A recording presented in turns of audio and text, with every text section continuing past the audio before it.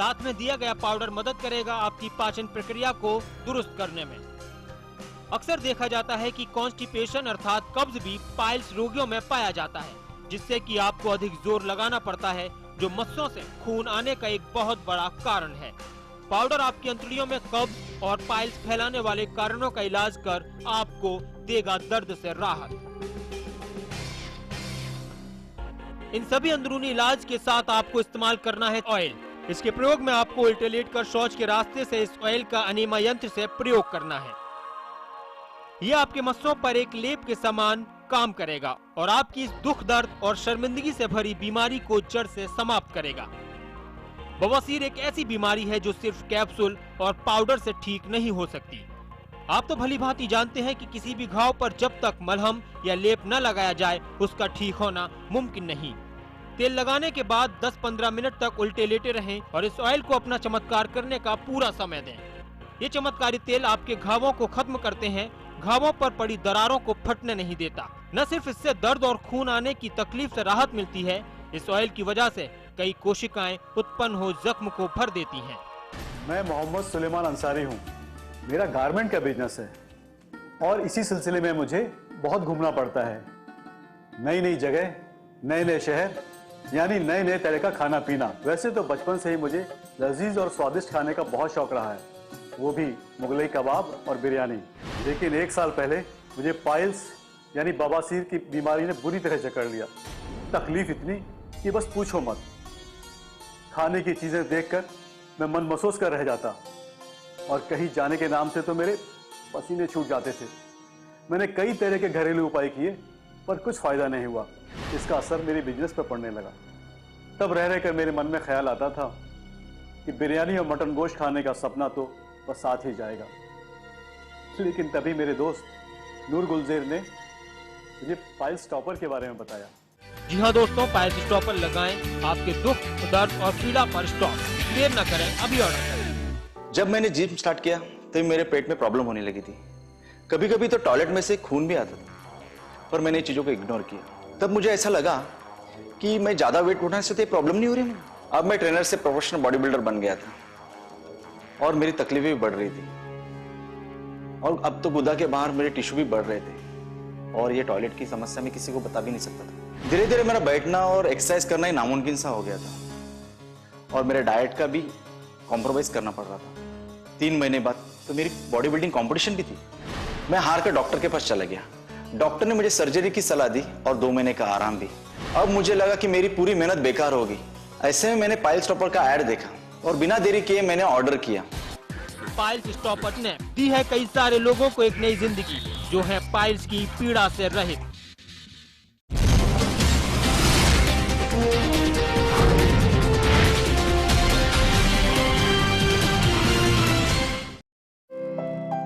कहते हैं जिंदगी एक सफर है जहां कभी खुले रास्ते अपनी बाहें फैलाकर हमारा स्वागत करती हैं, तो कभी कुछ राहें हमारी रुकावट बन जाती हैं।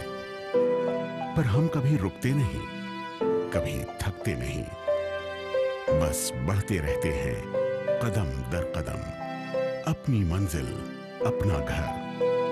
Amrapali group, developing India. लकवा से मुक्ति तो सिर्फ आयुर्वेद में ही संभव है। तो सुना आपने, लकवा से मुक्ति तो सिर्फ आयुर्वेद में ही संभव है।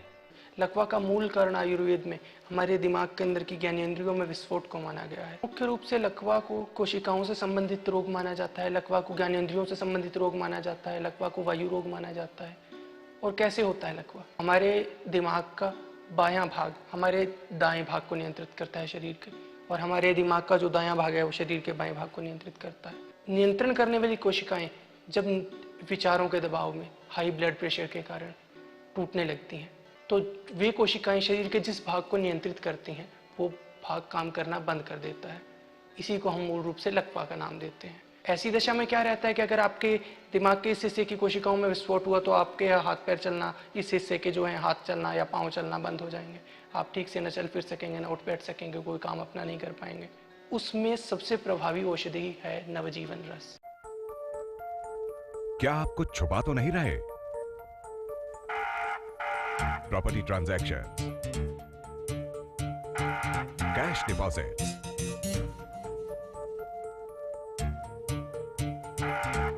purchases.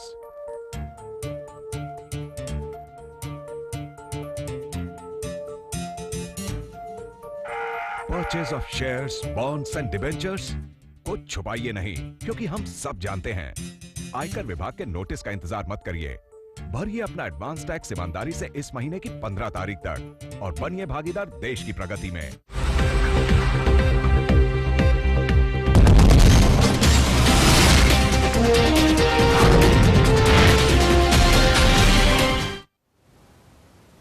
नमस्कार, चैनल वन न्यूज में आपका बहुत बहुत स्वागत है। आपके साथ में हूं सिद्धार्थ। शाम के 5 बज चुके हैं, वक्त चला इस वक्त की 5 बड़ी खबरों।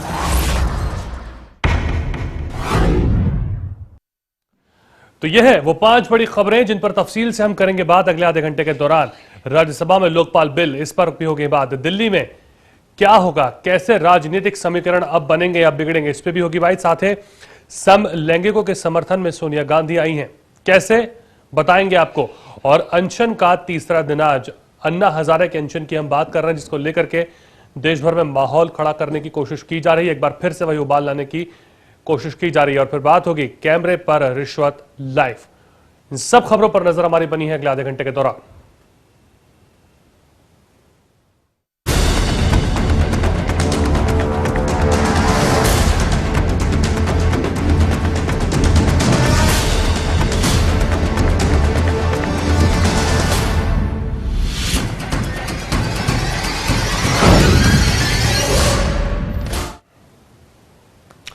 राज्यसभा में लटके पड़े लोकपाल बिल पर सोमवार को बहस हो सकती है। सूत्रों की माने तो सरकार सोमवार को बिल को राज्यसभा में पेश कर सकती है। बिल पर बहस के लिए 6 घंटे का समय भी निर्धारित किया गया है। विपक्षी पार्टियां सदन की कार्यवाही को सही ढंग से चलाने की अनुमति नहीं दे रही हैं। जैसे ही सदन की कार्यवाही चलेगी, सरकार बहस और मतदान के लिए सदन में प्राथमिकता के साथ लोकपाल बिल को पेश करेगी।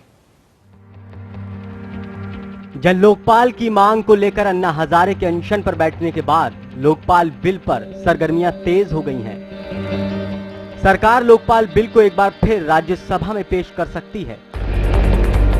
सूत्रों से मिली जानकारी के मुताबिक लोकपाल बिल सोमवार को राज्यसभा में पेश किया जा सकता है।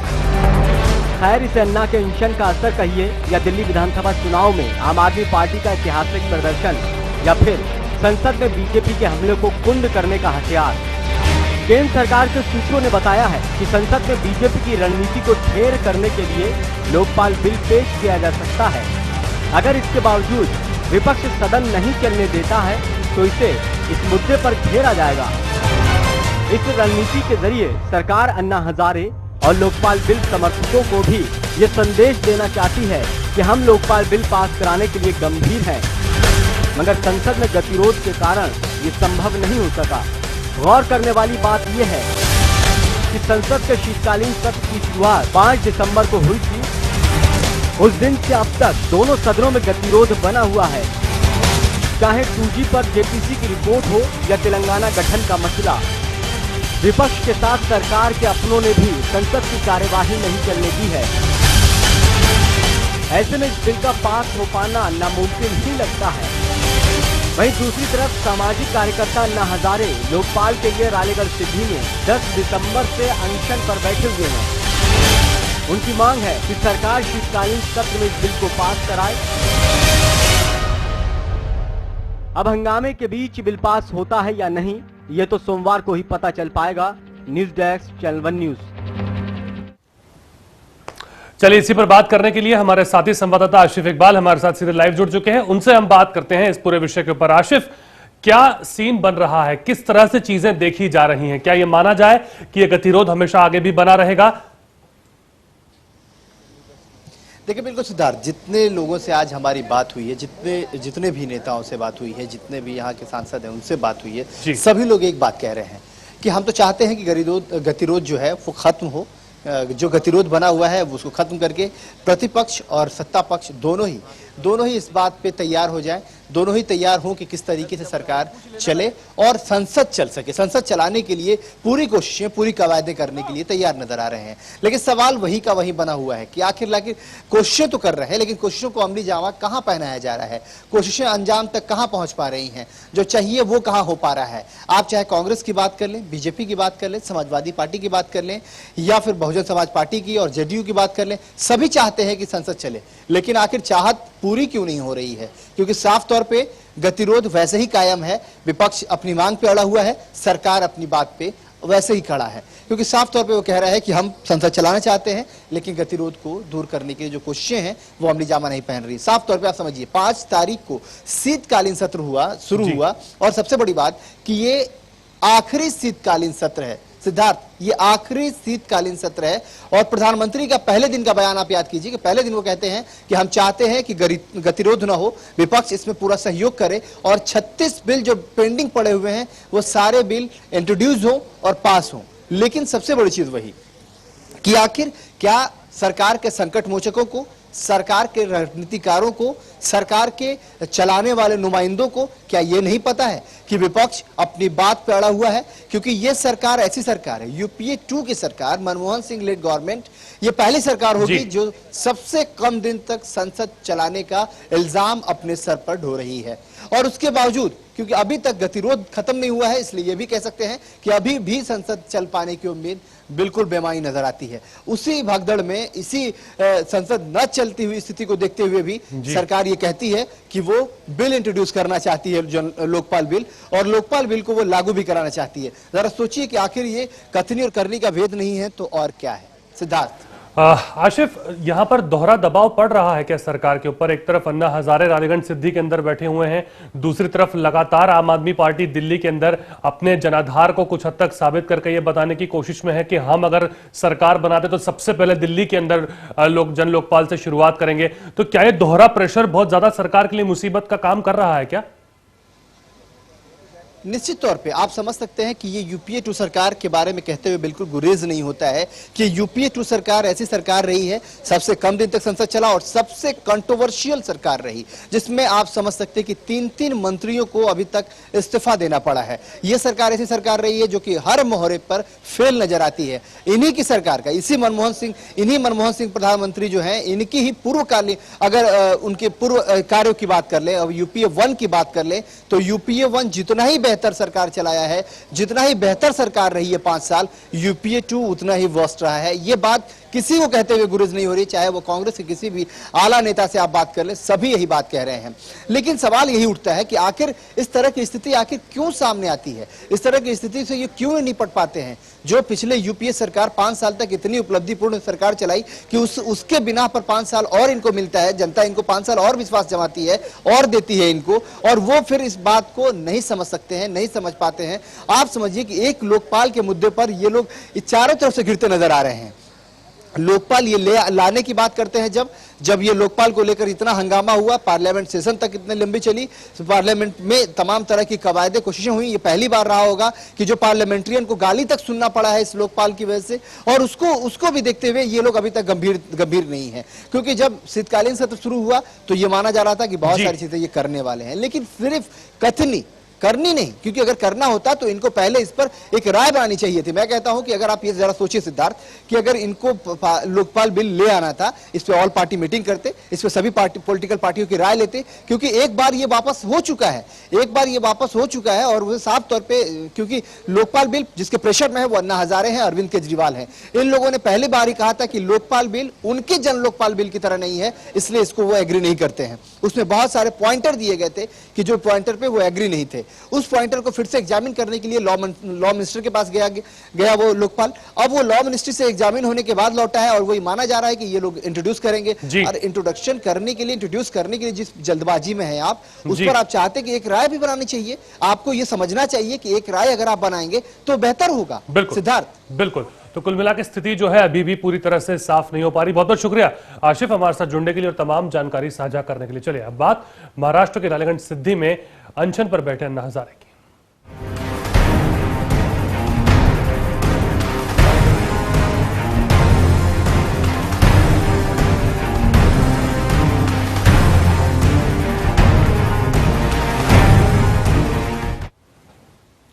महाराष्ट्र के रालेगण सिद्धि में अन्ना आज अपने अनशन के तीसरे दिन में प्रवेश कर गए हैं। जन लोकपाल कानून के लिए रालेगण सिद्धि में जारी अन्ना हजारे के अनशन में आम आदमी पार्टी के संयोजक अरविंद केजरीवाल तो नहीं पहुंचे, लेकिन उनकी टीम के सदस्य कुमार विश्वास, संजय सिंह और गोपाल राय यहां पर जरूर पहुंचे। कुमार विश्वास ने मंच से भाषण देते हुए अन्ना हजारे के प्रति पूरी श्रद्धा और विश्वास जताते हुए कहा कि जब अन्ना चाहेंगे तब टीम केजरीवाल सब कुछ छोड़कर आ जाएगी। इसके साथ ही गोपाल राय ने शुक्रवार से अन्ना के समर्थन में अनशन करने का ऐलान भी किया। कुमार विश्वास ने आम आदमी पार्टी को अन्ना का समर्थन मिलने का दावा करते हुए टीम केजरीवाल पर अन्ना को धोखा देने का आरोप लगाने वाले राजनीतिक दलों पर निशाना साधा। इस मौके पर विश्वास ने अन्ना के मंच से कहा कि वो किसी भी राजनीतिक दल से समझौता नहीं करेंगे और अपनी बात पुरजोर तरीके से हमेशा की तरह रखेंगे।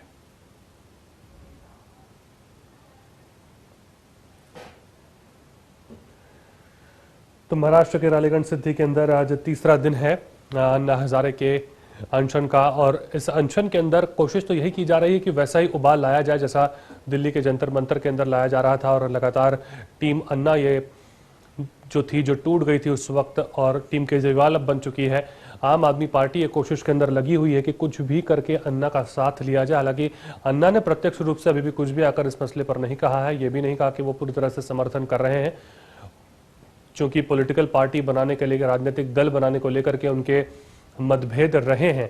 पर फिर भी जैसा अरविंद केजरीवाल हमेशा से इस बात को दोहराते रहे कि अन्ना उनके पिता समान है और अन्ना का समर्थन उन्हें हासिल है। यहां से कोशिश ये भी है आम आदमी पार्टी की कि अन्ना के समर्थन के ऊपर जो जन समर्थन उन्हें मिला है उसे बढ़ाया जाए।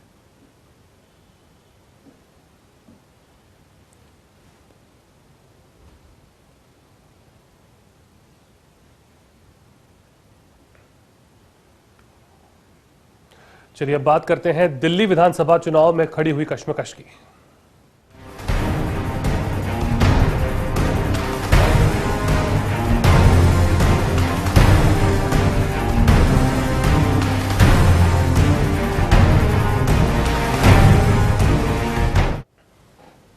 दिल्ली में विधानसभा चुनाव होने के बाद कश्मकश की स्थिति पैदा हो गई है। दरअसल चुनाव के बाद सबसे बड़े दल के रूप में उभरी बीजेपी भी विपक्ष में बैठना चाहती है और चौंकाने वाले नतीजों के बाद 70 में से 28 सीटों पर कब्जा जमाने वाली आम आदमी पार्टी भी सरकार बनाने का दावा करने को तैयार नहीं है, जिसके बाद दिल्ली पर दोबारा चुनाव की तलवार लटक रही है। हालांकि कांग्रेस ने आम आदमी पार्टी को बिना शर्त समर्थन देने के संकेत दिए, लेकिन आप संयोजक अरविंद केजरीवाल ने साफ कर दिया कि वो न किसी का समर्थन लेंगे और न ही किसी को समर्थन देंगे। हालांकि दिल्ली को दोबारा चुनाव से बचाने के मकसद से उपराज्यपाल नजीब जंग ने भारतीय जनता पार्टी को न्योता जरूर दिया है और उनके मुख्यमंत्री पद के उम्मीदवार हर्षवर्धन को भी बुलाया है।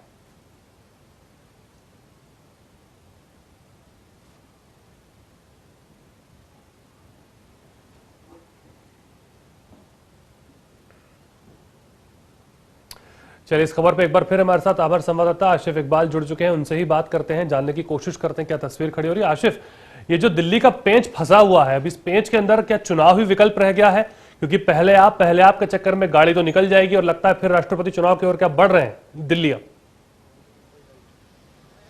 बिल्कुल, देखिए सबसे बड़ी सिद्धार्थ यही है कि जिस तरह से कोशिशें कवायदे हैं, जिस तरीके से ये लोग चाहते हैं कि यहाँ सरकार बने, क्योंकि देखिए अगर हम आम पब्लिक की बात कर ले, आम लोगों की बात कर ले, आम जनता की बात कर ले, तो वो सभी लोग कह रहे हैं कि हमने चुना है तो हम चाहते हैं कि सरकार बने। हमने अगर सरकार बनाने की एक नई कोशिश दी है, नई कोशिश को अंजाम दिया है, तो वो चाहते हैं कि सरकार बने और सरकार अपने अमली जो उनके वादे थे उसको अमली जामा पहनाए। लेकिन पेशो पेश में तमाम पार्टियां हैं, चाहे वो बीजेपी है चाहे वो आम आदमी पार्टी है। इधर कांग्रेस ने बिल्कुल साफ कर दिया, कांग्रेस, क्योंकि इस बार कांग्रेस की वो स्थिति नहीं है कि वो सत्ता या पक्ष या विपक्ष कहीं रहने लायक नहीं है, इसलिए उसने साफ तौर पर अपनी बात को क्लियर कर दिया है कि वो बाहर से समर्थन आम आदमी पार्टी को देने को तैयार हैं, वो भी बिना शर्त के। साफ तौर पे मैं आपको बताऊं सिद्धार्थ कि ये अभी तक ये माना जा रहा था, क्योंकि ये कोशिशें सिर्फ दिल्ली के प्रभारी शकील अहमद की तरफ से थी, लेकिन अब कहीं ना कहीं से उन्हें आला कमान की भी एक इंडिकेशन मिल गई है, हरी झंडी मिल गई है कि वो बिना शर्त समर्थन आम आदमी पार्टी को दे दें। दूसरी तरफ जो राज्यपाल, जैसा कि हमारी रिपोर्ट में भी साफ जाहिर हुआ कि राज्यपाल चाहते हैं कि बीजेपी उनसे मिले और उसके बाद वो उनको ऑफर करेंगे, क्योंकि सबसे बड़ी पार्टी होने के नाते पहला हक उन्हीं का बनता है और उनको राज्यपाल जो नियम निर्धारित जो चला आता है उसके निर्धारित से उनको बुलाएंगे और उनसे बोलेंगे कि आप सरकार बनाइए और 7 दिन या 10 दिन या 15 दिन के अंदर आप अपना विश्वास मत हासिल कीजिए। दूसरी तरफ आम आदमी पार्टी भी जो तमाम एक्टिविटी दिख रही है उसको देखते हुए अगर वो बीजेपी सरकार नहीं बनाती तो फिर उसके बाद आम आदमी पार्टी की बारी होगी और उस वक्त भी अगर चीजें नहीं हो पाती हैं, नहीं बन पाती हैं, तब फिर कहीं से राष्ट्रीय शासन की बात होगी सामने। लेकिन कहीं ना कहीं से कोशिशें एक बार जरूर करना होगा इन लोगों को और कोशिशों को अमली जामा भी पहनाने की ये पूरी कोशिश करेंगे। लेकिन सबसे बड़ा सवाल वही कि आखिर दिल्ली के दिल पर कब्जा करने की जो कोशिश इन लोगों ने की थी, क्या वाकई दिल्ली के दिल पर ये कब्जा कर पाएंगे? क्या दिल्ली के दिल को राहत दे पाएंगे? क्योंकि सरकार बनेगी तो बहुत सारी चीजें साफ हो जाएंगी, क्योंकि दूध का दूध और पानी का पानी। क्योंकि बहुत सारे लोग ये भी कह रहे हैं, बहुत सारे नेता ऐसे कह रहे हैं कि सपने दिखाना बड़ी बात नहीं होती है, बल्कि सपनों को अमली जामा पहनाना ये बड़ी बात होती है। वो बीजेपी या हो या आम आदमी पार्टी हो, इन सपनों को अमली जामा पहनाना पड़ेगा उन्हें। बिल्कुल, आज उपराज्यपाल ने भी बुलाया है हर्षवर्धन को। ये जो प्रक्रिया है पूरी, इसमें कितना वक्त लग सकता है आशिफ, क्योंकि सबकी निगाहें लगातार इस पे बनी हुई हैं। आज अगर मान लीजिए नहीं वो साबित कर पाते जो बात होती है, अगर आगे नहीं बढ़ते हैं, ऐसे में क्या माना जाए? अमूमन एक कितने दिन का अंदाजा भी लगाया जाए तो कितना वक्त लगेगा अगर इसका भी ऐलान होता है कि मान लीजिए अब राष्ट्रपति शासन होगा और फिर चुनाव होंगे? तो देखिए, कल राष्ट्रपति ने भी राज्यपाल से ये बात कही है कि जल्द से जल्द जो दिल्ली का मामला है उसको निपटाएं आप, उसको सारी चीजों को आप देखें, बारी बारी से आप दोनों पार्टियों को बुला लें। अगर हर्षवर्धन तैयार हो जाते हैं आज तो फिर हर्षवर्धन को मौका मिल जाएगा, कल से परसों के बीच में उनका शपथ ग्रहण समारोह हो जाएगा। अगर वो तैयार नहीं होते तो फिर वो अरविंद केजरीवाल को बुलाएंगे, उनसे भी बात करेंगे और उनसे भी चाहेंगे कि सरकार बने। कहीं ना कहीं से देखिए, अपनी तरफ से राज्यपाल अपनी पूरी कोशिश करना चाहते हैं और उस पूरी कोशिशों में जो सिद्धार्थ लगता है कि कम से कम 5 दिन, 4 से 5 दिन का वक्त लगेगा। जब पूरी कोशिशें नाकाम साबित होंगी तब फिर साफ हो जाएगा कि लोकसभा चुनाव के साथ साथ दिल्ली का विधानसभा चुनाव फिर से होने जा रहा है। लेकिन कहीं ना कहीं से देखिए, स्थितियां बहुत बदलती हैं। इस वक्त जो स्थिति है वो 6 महीने बाद भी वही स्थिति रहे, ये कहना थोड़ा जल्दबाजी होगी। बिल्कुल, कहना जल्दबाजी होगी। शुक्रिया आशिफ, एक बार फिर हमारे साथ जुड़ने के लिए और पूरी जानकारी देने के लिए। छोटा सा ब्रेक यहाँ पर हम लेंगे, जब ब्रेक के बाद लौटेंगे तो बताएंगे कि आखिर क्या कहा सोनिया गांधी ने समलैंगिक संबंधों के ऊपर।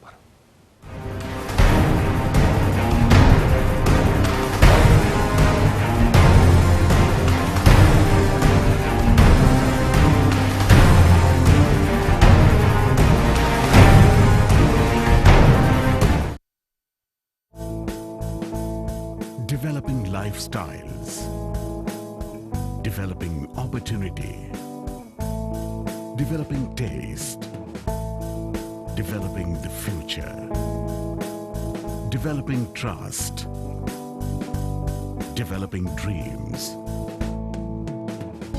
developing faith. Amrapali Group, developing India. लकवा से मुक्ति तो सिर्फ आयुर्वेद में ही संभव है। तो सुना आपने, लकवा से मुक्ति तो सिर्फ आयुर्वेद में ही संभव है।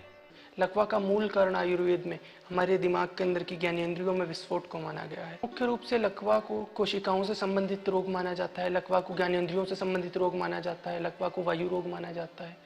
और कैसे होता है लकवा? हमारे दिमाग का बायां भाग हमारे दाएं भाग को नियंत्रित करता है शरीर के, और हमारे दिमाग का जो दायां भाग है वो शरीर के बाएं भाग को नियंत्रित करता है। नियंत्रण करने वाली कोशिकाएं जब विचारों के दबाव में, हाई ब्लड प्रेशर के कारण टूटने लगती हैं, तो वे कोशिकाएं शरीर के जिस भाग को नियंत्रित करती हैं वो भाग काम करना बंद कर देता है।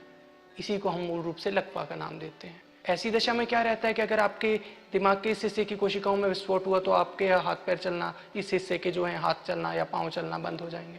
आप ठीक से न चल फिर सकेंगे, न उठ बैठ सकेंगे, कोई काम अपना नहीं कर पाएंगे। उसमें सबसे प्रभावी औषधि है नवजीवन रस।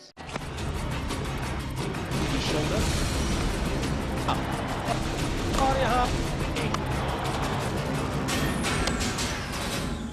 धुरंधरों का एसिड टेस्ट, धोनी को धोबी पाठ। देखिए शाम 7:30 बजे सिर्फ चैनल 1 पर। दिल्ली विधानसभा के बाद लोकसभा के लिए केजरीवाल की हुंकार।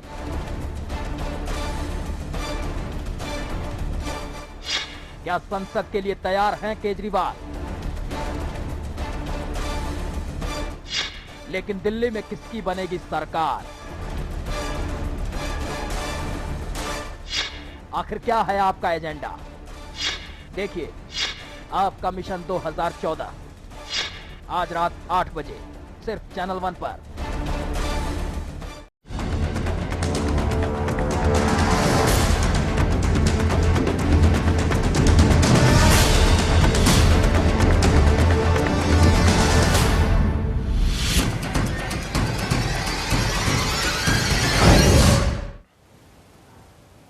स्वागत है आपका। ब्रेक के बाद समलैंगिक संबंधों को अपराध ठहराने वाली धारा 377 पर सुप्रीम कोर्ट के फैसले पर कांग्रेस अध्यक्ष सोनिया गांधी ने निराशा जताई है।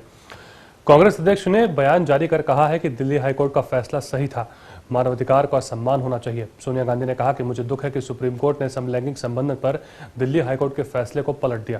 दिल्ली हाईकोर्ट ने हमारे संविधान में निहित बुनियादी मानव अधिकारों का उल्लंघन करने वाले एक दकियानुसी, दमनकारी और अन्यायपूर्ण कानून को हटा दिया था। हमारे संविधान की उदारवादी विरासत है जो पूर्वाग्रह और किसी तरह के भेदभाव से निपटने का संदेश देता है। हमें अपनी संस्कृति पर गर्व है जिसका नजरिया हमेशा से समावेशी और सबको साथ लेकर चलने वाला रहा है। सुप्रीम कोर्ट ने हमें एक अलग रास्ता सुझाया है। मुझे उम्मीद है कि संसद इस मुद्दे का समाधान करेगा और सभी नागरिकों को मिलने वाले जीवन और स्वतंत्रता के संवैधानिक अधिकार को बनाए रखा जाएगा, जिसमें इस फैसले से सीधे तौर पर प्रभावित होने वाले लोग भी शामिल हैं।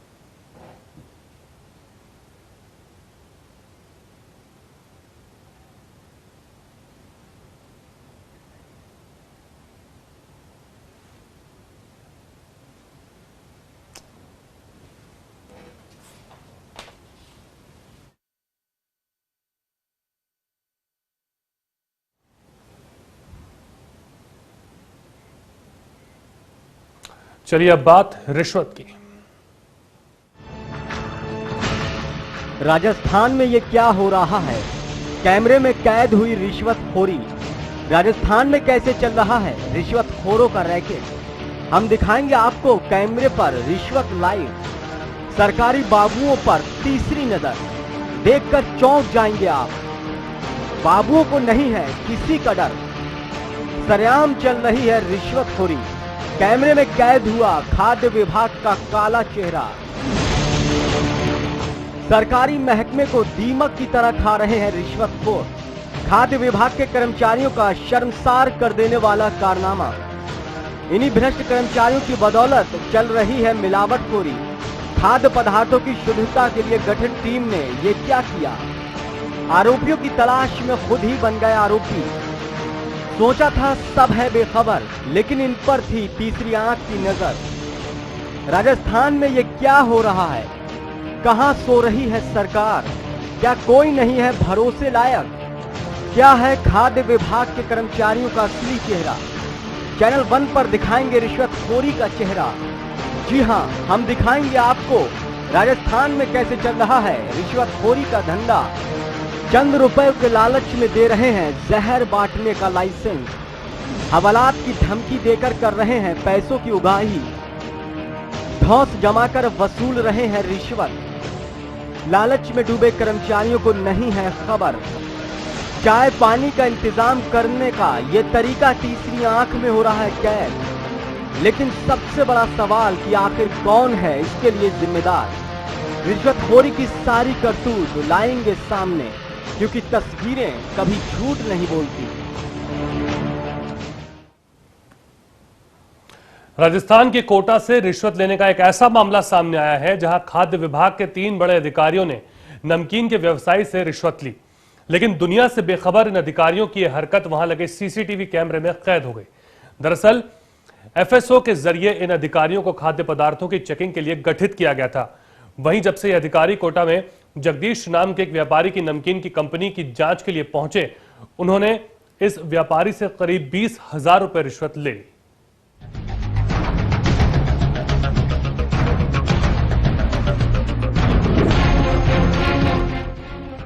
आपने रिश्वत लेने और देने के कई बड़े बड़े किस्से देखे और सुने होंगे, लेकिन हम आपको ऐसी तस्वीर दिखाने जा रहे हैं जिन्हें देखकर आप दंग रह जाएंगे।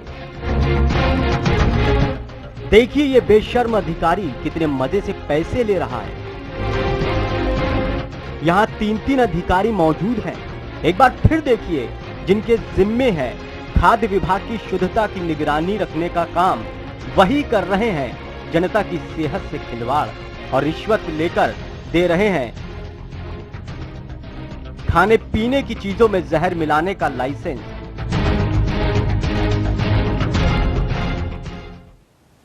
तो इसी के साथ बुलेटिन में फिलहाल इतना ही। मुझे दीजिए इजाजत। नमस्कार।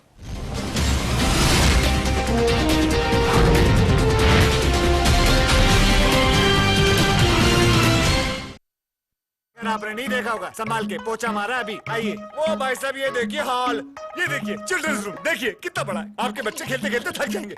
हो गया, मजे ले लिए। आइए, और यह है बेडरूम, इसकी खिड़की से